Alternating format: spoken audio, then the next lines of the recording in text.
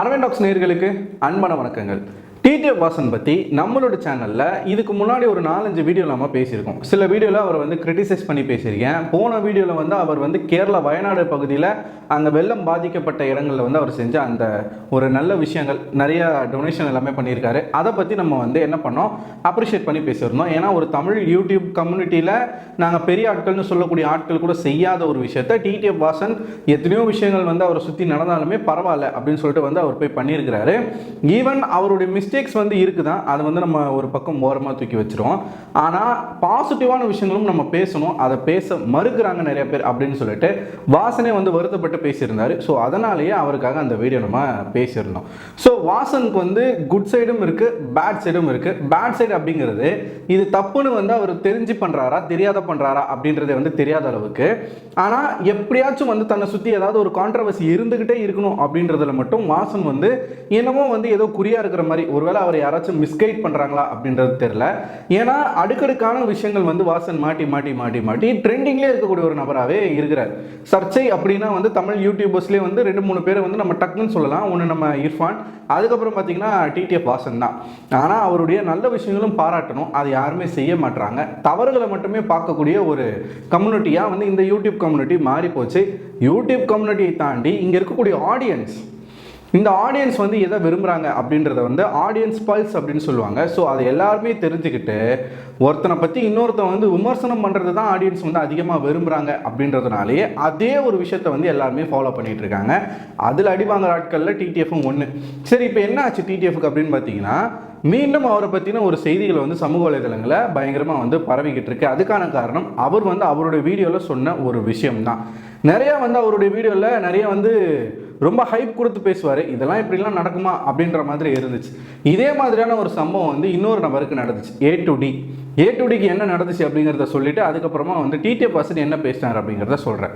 ஏ2டி அவர்கள் பேசலை, அவருடைய வீடியோவில் அது ஒரு காட்சியாகவே எல்லாருக்கும் பார்த்து அது எல்லாருமே ஷாக் ஆகி அது பெரிய விஷயமா வெடிச்சு நியூஸ் சேனல் வரைக்கும் போய் சம்மந்தப்பட்ட ஆட்களை அரெஸ்டே பண்ணாங்க.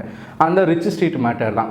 ரிச் ஸ்ட்ரீட்டுக்கு ஒரு ஆப்பிள் ஃபோனுக்கு பேட்டரி வாங்க போகிறாங்க. அந்த இடத்துல சில குடிமக்கள் ஏ2டியை மறித்து செம்ம போதை, கஞ்சா போதையா இல்லை சரக்கு போதையான்னு தெரில, ஆட்டோக்குள்ளேயோ பீர் பாட்டெல்லாம் இருக்குது. லோக்கல் ரவுடிஸ் அவங்க. ஏ2டி நந்தா அந்த வழியாக போகும்போது அவரை மறித்து அவருடைய கேமரா வாங்கி கேமரா தரமாட்டேன்னு சொல்லி அங்கே பயங்கரமாக பிரச்சனை பண்ணி இது அவருடைய வீடியோவில் அவர் போட்டு அதை பற்றி பேசி அவர் பயந்துட்டேன், எனக்கு ஒரு நிமிஷம் உயிரே போன மாதிரி இருந்துச்சு அப்படின்னு சொல்லிட்டு அவருடைய பதட்டம் அதில் எல்லாரும் பார்த்து இப்படிலாம் நடக்குதே, சாதாரண மக்களுக்கு இவ்வளோ பெரிய பிரச்சனைகள்னு பார்த்தா இன்ஃப்ளூயன்சர்ஸ்க்கும் இதான் ஏன் பிரச்சனை, அப்போ எப்படி தான் நாங்களாம் ரோட்டில் போகிறதுன்னு சொல்லிட்டு இதை நிறைய பேர் பேசி என்ன பண்ணாங்கன்னா அப்படியே நியூஸ் சேனலில் இந்த விஷயம் ஸ்ப்ரெட் ஆகுது. அதுக்கப்புறமா சம்மந்தப்பட்ட ஆட்களை அரெஸ்ட்டும் பண்ணாங்க.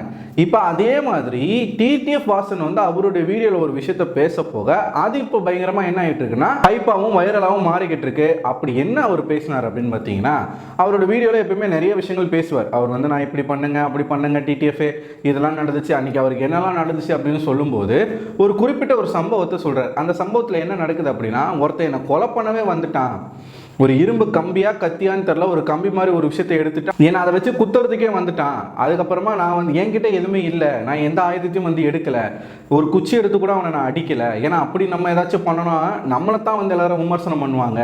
ஏன்னா அவன் ஒரு சாதாரண ஆள், அவன் அந்த மாதிரி பண்ணுறான்னா நீ ஏன் அப்படி பண்ண அப்படின்னு சொல்லிட்டு திருப்பி நம்மளை தான் இது பண்ணுவாங்க. ஆனால் நான் உயிர் பொழைச்சி வந்தேன், நான் தப்பிச்சு வந்தேன், அவங்ககிட்ட நான் பேசினேன், அவங்ககிட்ட நான் அட்வைஸ் பண்ணி அவனை நான் அனுப்பி விட்டேன், நல்ல நல்ல கருத்துக்கள்லாம் சொல்லி நான் அனுப்பி விட்டேன் அப்படின்ற விஷயங்களை அவரோட வீடியோவில் சொல்லியிருந்தாரு. இன்னைக்கு ஒருத்தர் என்னை கொலை பண்ண வந்துட்டான், ஆனால் அவனை நான் அடிக்கவே இல்லை. அவன் ஒரு கத்தி மாதிரி ஒரு கம்பி எடுத்துகிட்டு குத்த வரான் போதையில். அப்போ கூட பார்த்தீங்கன்னா தற்காப்புக்கு கூட நான் ஒரு கீழே இருக்கிற ஒரு குச்சி கூட எடுக்கல. ஏன்னா ஒரு சின்ன ஒரு குச்சி எடுத்து நான் தற்காப்புக்கு எடுத்தால் கூட அது எவ்வளோ பெரிய இஷ்யூ ஆக்குவானுங்க. கேட்டால் அவன் சாதாரண ஆள், அவன் கம்பி எடுத்துகிட்டு குத்தலாம். ஆனால் நீ உன்னை எத்தனை பேர் 47 லட்சம் பேர் ஃபாலோ பண்ணுறாங்க, நீ செய்யலாமா? அது அவன் குத்துனாலும் குத்துவாங்களாமே தவிர திருப்பி குத்தலாமா இல்லை, திருப்பி ஒரு கம்பி எடுத்து கூட தட்டக்கூடாதும்பாங்க. அவ்வளோ பெருசாக ஒருத்தன் என்னை கொலை பண்ண வந்தான், ஆனால் அவன் கம்பியை தட்டி விட்டு அவனுக்கு ஒரு அட்வைஸ் பண்ணி நீங்க அனுப்பிச்சு. மேபி வீடியோல ஒரு சின்ன விஷயமா தெரியலாம், வீடியோல பெரிய விஷயமா தான் தெரியும், வீடியோல கண்டிப்பா பெரிய விஷயமா தெரியும். ஃபுல்லாமே வீடியோ ப்ரூஃபா எடுத்து வச்சிருக்க செல்லும். கண்டிப்பாக நான் வந்து பார்த்துட்டு ஃபியூச்சரில் அப்டேட் பண்ணுறேன் டிடிஎஃப். பின்னாடியும் அவர் வீடியோவில் இன்னொரு பையன் உட்காந்துக்கிட்டு அதே விஷயத்த பேசுகிறார். இது வந்து சொல்லும்போது சாதாரணமாக இருக்கும் அப்படின்ற மாதிரிலாம் பேசிகிட்டு இருக்காங்க. இதை கேட்கும்போது சிலருக்கு எப்படி இருக்குது அப்படின்னா, சும்மா அடித்து விட்றாரோ அப்படின்ற மாதிரி இருக்குது. அந்த வீடியோவும் என்கிட்ட இருக்குது, நான் வீடியோவை வந்து அப்லோட் பண்ணுறேன் அப்படின்னு டிடிஎஃப் வாசன் சொன்னார். ஏன் அந்த வீடியோவை இந்த வீடியோவோடய அப்லோட் பண்ணியிருக்கலாமே, அது ஏன் தனியாக ஒரு வீடியோ போடணும் அப்படின்ற மாதிரி இன்னும் சிலர் கேட்டுக்கிட்டு இருக்காங்க. இன்னும் சில டிடிஎஃப் உடைய ஃபேன்ஸ் எல்லாமே என்ன சொல்லிக்கிட்டு இருக்காங்க அப்படின்னு பார்த்தீங்கன்னா, என்னங்க இது இந்த மாதிரி நடந்துக்கிட்டு இருக்கு, தமிழ்நாட்டில் இப்படி வந்து ரவுடிசம் வந்து அதிகரிச்சுக்கிட்டு இருக்கு, எவனை பார்த்தாலும் கையில் கத்தியோட இருக்கான். செய்திகளை நீங்கள் எடுத்து பார்த்தீங்கனாலே ஒரு நாளைக்கு ஒரு 10 செய்தி வருது ரவுடிசத்தை பேஸ் பண்ணி. இந்த இடத்துல இன்னார் வந்து இன்னாரை வெட்டி கொண்டாங்க, இதனால் வந்து கொண்டாங்க, பகைக்கு பகை, ரிவெஞ்ச் எடுத்தாங்க, ஸ்கூலில் வந்து ஸ்கூல் பசங்க கத்தியோட வந்து ஸ்கூலுக்கு போகிறாங்க, ஹெட் மாஸ்டரை வந்து கொலை பண்ணுறதுக்கு வந்து பிளான் போட்டாங்க அப்படின்ற மாதிரிலான செய்திகள்லாம் நான் பார்க்குறேன். காலேஜ் பசங்க பஸ்ஸில் வந்து கத்தியோடு வந்து ட்ராவல் பண்ணுறாங்க, ஒரு 10 பசங்களை வந்து அரெஸ்ட் பண்ணியிருக்காங்க அப்படின்ற மாதிரியான விஷயங்களாக இருக்கட்டும். பச்சை பாஸ் பெருசா, பிரசிடென்சி பெருசான்னு இங்கே அடிச்சுக்கிற ஒரு விஷயமா இருக்கட்டும்.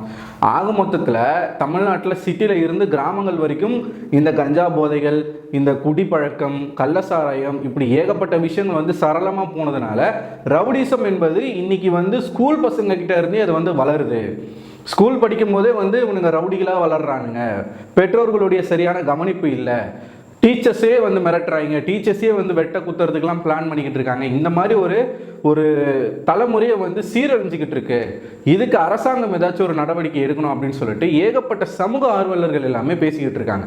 அந்த சமயத்தில் டிடிஎஃப் வாசன் போட்ட இந்த வீடியோ மிகப்பெரிய ஒரு சர்ச்சையை கிளப்பியது. இப்போ இதை பார்க்கக்கூடிய ஆஃபீஸர்ஸ், ஹையர் ஆஃபீஸர்ஸ்லாம், இந்த போலீஸ் காவல்துறையில் இருக்கிறவங்களாம் இந்த வீடியோ பார்த்தாங்கன்னா நிச்சயமாக என்ன பண்ணுவாங்க, டிடிஎஃப் வாசனும் விசாரிப்பாங்க. அந்த குறிப்பிட்ட நபர் யார், எங்கே நடந்துச்சு, என்ன நடந்துச்சு, அவர் யார், என்ன ஏது அப்படிங்கிறத விசாரித்து அது உண்மையா பொய்யா அப்படிங்கிறதெல்லாம் பார்த்து சம்பந்தப்பட்ட நபரை கைது செய்வாங்க அப்படின்ற ஒரு விஷயம் வந்து பார்க்க முடியுது. ஸோ வாசன் அதில் சொல்லும்போது அது உண்மையா பொய்யான்னு எனக்கே தெரில, எனக்கே வந்து அவர் எப்படி பேசுகிறாருன்னு தெரில, அது வந்து அவருக்கு தான் தெரியும். கம்பியால் ஒருத்தவங்க குத்த வரான் அப்படின்னா அவங்ககிட்ட யாராச்சும் வந்து பேச்சுவார்த்தை நடத்துவாங்களா, ஃபஸ்ட்டு எனக்கு அதுதான் புரியல. ஸோ நான் பேசி அட்வைஸ் பண்ணி அவனை அமுச்சு விட்டேன். அப்போ ஒரு குடிகாரன் குடிபோதையில் குத்த வரான் அப்படின்னா வாசன் சொல்லக்கூடிய அறிவுரைகளை கேட்டு அவன் திருந்தி போயிட்டான் அப்படின்றது வந்து எனக்கு என்ன சொல்றதுன்னு தெரியல.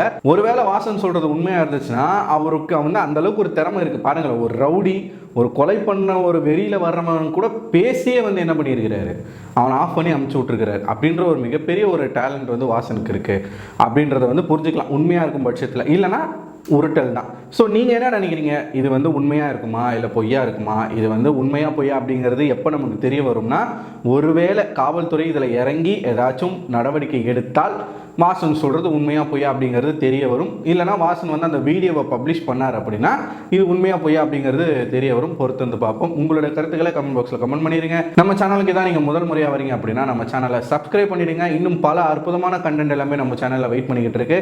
ஸோ அதெல்லாம் பார்க்கணும் அப்படின்னா அந்த நோட்டிஃபிகேஷன் ஐக்கானை கிளிக் பண்ணிடுங்க. அடுத்த ஒரு வீடியோவில் உங்களை சந்திக்கிறேன். அதுவரை உங்களை ரொம்ப விடைபெறுவது நான் அரவிந்தன்.